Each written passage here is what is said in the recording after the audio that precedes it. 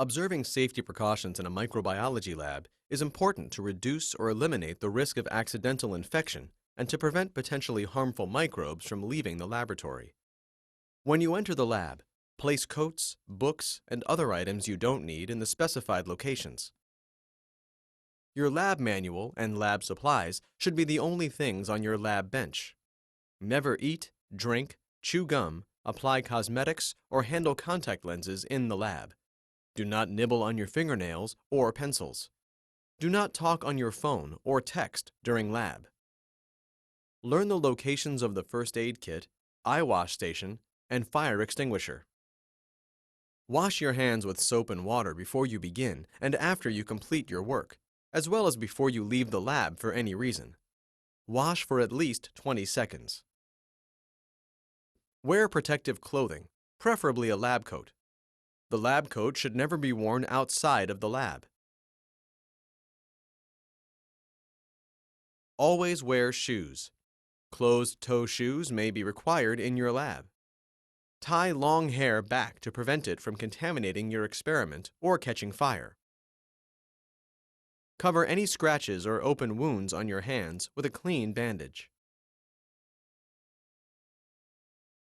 Decontaminate the work surface with a disinfectant before you begin your lab work.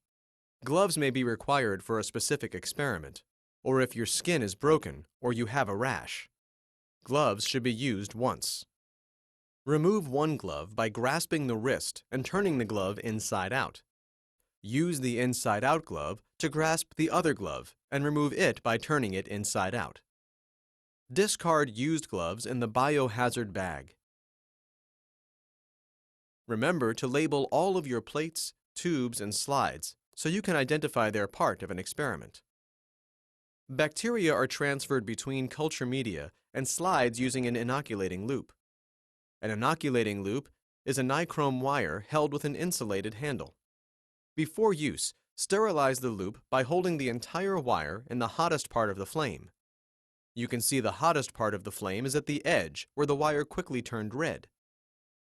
Hold the loop vertically so the entire wire reddens. Let the loop cool without touching it before transferring bacteria. The loop must be sterilized before setting it down. If anything containing bacteria spills, cover the contaminated media in glass or plastic with a paper towel. Soak it with disinfectant and allow the disinfectant to remain on the spill for at least 20 minutes before cleaning it up. Use a broom and dustpan to collect broken glass, after disinfection if necessary. Put the glass in the broken glass receptacle and wipe up any liquid. Place all contaminated tubes, plates, and waste materials in appropriate receptacles for sterilization. Contaminated glass and plasticware are sterilized by autoclaving before being discarded. Decontaminate the work surface with a disinfectant after completing lab work.